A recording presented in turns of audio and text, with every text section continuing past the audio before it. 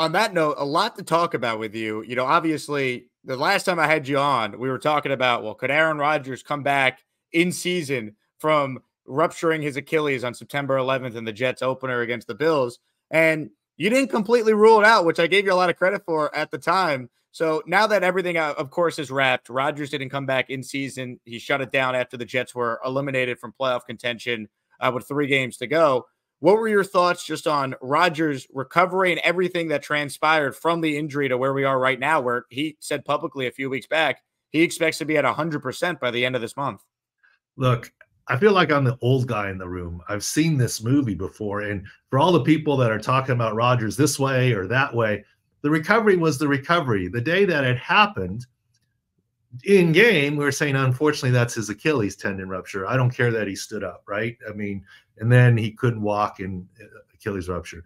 And as soon as Robert Saleh basically confirmed it post-game, I went on tweet, well, the only good news is this is week 1, and this gives an outside shot to returning this year. And I was thinking maybe playoffs like January, right? I wasn't thinking late December like Aaron Rodgers did, but athletes will try and come back more quickly. So I never thought it was impossible. It's not the norm, and it's a special circumstance.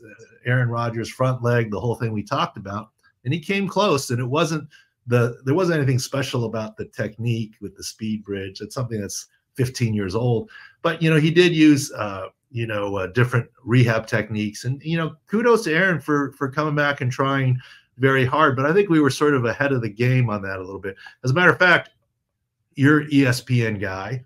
The next day I went on McAfee's show, and the number one question for Pat McAfee was, is Aaron Rodgers going to be able to play next season at the age of 40?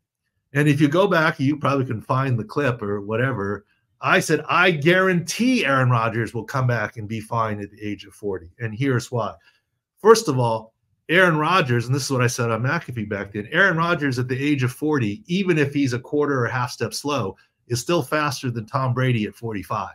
Aaron Rodgers at 40, coming off an Achilles, is still faster than my guy, Phillip Rivers, in his prime for the San Diego Chargers, right? I mean, Aaron Rodgers, I guaranteed he'd come back. And I don't pretend to know Aaron, but that type of athlete is not going out on this note. And the age of 40, I wasn't worried about. And we opened up the door to say it's not impossible that he could come back. And he got kind of close and didn't make it. But, here we are.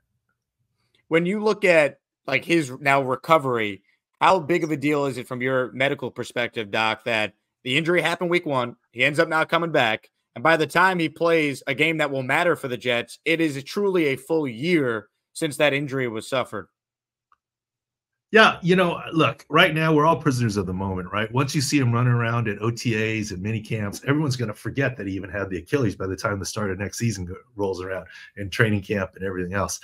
I'm very confident that he will be fine. Like, you got to understand, he's not a cornerback, right? He's not a running back. He's not a wide receiver. He's a quarterback with a strong arm, front foot. If I were a Jets fan, look, I root for everybody. I would not be worried about having Aaron Rodgers as my quarterback in terms of his Achilles for 2024. I mean, he's 40, other issues with, you can talk about this, that, the other, but from an Achilles perspective, I don't think, pardon the pun, that his Achilles will be his, quote, Achilles heel. I think every Jet fan is very excited to hear that. Now, but they probably don't like that dad joke I just did. I've got little kids. That was clearly a dad joke. I apologize. I like the Doc. So let me ask you this, because the other big storyline with the Jets, besides Aaron Rodgers' injury, is the Jets for the second straight year led the NFL in injuries to their offensive linemen. And we keep hearing about how bad the MetLife playing surface is. Players have openly complained about it, yet nothing seems to change. From your perspective, is the MetLife Turf responsible for the amount of injuries the Jets have suffered? Well, anytime you look at injuries, you have to look at what type of injury and the cause. Does the MetLife Turf have some part or role to play in it? Maybe. I'm on record saying that in general, grass is safer than turf. Now, the NFL says the injuries are the same. Yeah, the hamstring strains are more on grass because of poor footing, but the big ACL, high ankles, Achilles are a little more on turf. Now, I said from the get-go, I do not think Aaron Rodgers' Achilles was related to the turf. Okay. So you'd have to look at each individual injury to say, is MetLife Turf responsible? Look, the Giants had some O-line problems, but was it really the MetLife Turf? They played the same number of games. It is a potential factor, but I don't think it's the only factor. Look, at the beginning of the season, we put out at Sports Injury Central, sicscore.com, a preseason preview. And I should have pulled it up, but I'm not that good at pulling stuff, and who cares? You can go look it up. He said, Aaron Rodgers, Jets, but he said, look, can Aaron Rodgers at the age of 39 stay healthy? He's going to need his offensive line to step up. And we had questions about the health of the O-line going into the season. We downgraded the Jets based on the health of the offensive line going into the season.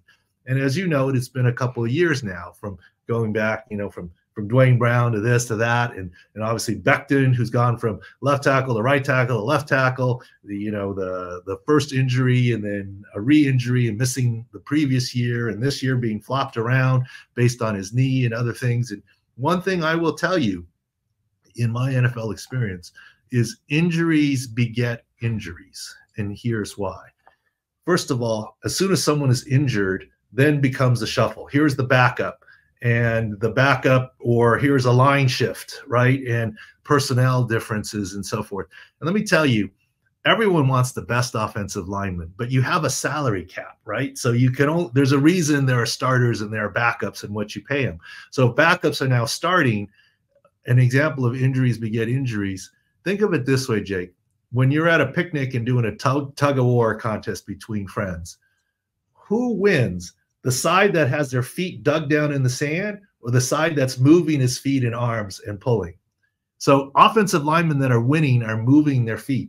Offensive linemen that are hanging on for dear life are anchoring down, and then they get trash thrown on the side of their legs and other things. Injuries beget injuries. And then, down the line and movement, but also then the backups end up having to play. They don't get off special teams when they get into a starting role. So they're doing double duty and more practices. And so it all, swirls. Injuries beget injuries. And I am not in any way, shape, or form blaming anybody, but it does seem like they started the season not at 100% across their line with all the different things. And that's been the case for the last couple of years. And then it hasn't gone well. So if you're trying to point a finger at something, I think it's a multifactorial issue, not just, it's the turf, so therefore the Jets will never have a healthy offensive line. I don't think that's the case. Is some of it just bad luck too? Because I'll give you an example. The Jets had a center in Connor McGovern. He had never missed a snap since he's been with the Jets the last 4 seasons. He goes down, suffers a season-ending injury against the Giants halfway through the year. His backup, Wes Schweitzer, he immediately gets hurt in the same game. Now you're on your third-string center. Like, the Jets had to use more offensive line combinations than any team in the NFL. They had to use more just total linemen than any team in the NFL. How much of it could it just sometimes be just bad luck? But it is the second year in a row, which is why fans are just wondering what could be done to prevent this just litany of injuries again. There's no question that luck is involved in it. Wrong millisecond, wrong motion. And I don't remember, and I don't pretend to know the exact. I know we remember looking when Connor McGovern was injured, but I don't have the video in my mind. Was it a freak injury, or was it a time where he was blocking and the guard next to him threw a player into his legs because they were beat? He didn't want to get the quarterback hurt. I don't know, right? But that's an example of, here's Connor McGovern, never been injured, but people around him are injured, and then it leads to other things. And you got to go look at the video. I'm not accusing the guard of hurting him or purposely hurting him, but injuries do beget injuries. And the Jets have had some bad luck there over time. And sometimes, it's a calculated decision, the GM. I respect Joe Douglas. I've met him one time. I don't really know him, but I respect him. And of course, Robert Saleh. But you can't have your first choice at every position, right? Because there's a cap involved. And so sometimes you got to, rob Peter to pay Paul. I don't know. I mean, to me, the offensive line issues go back more than 2 years. I mean, back to Kelechi Osemele. He needs to play through with injections and this, that, the other, and grievance and what have you. And so it's been a history of O-line injuries for the Jets, and it's tough.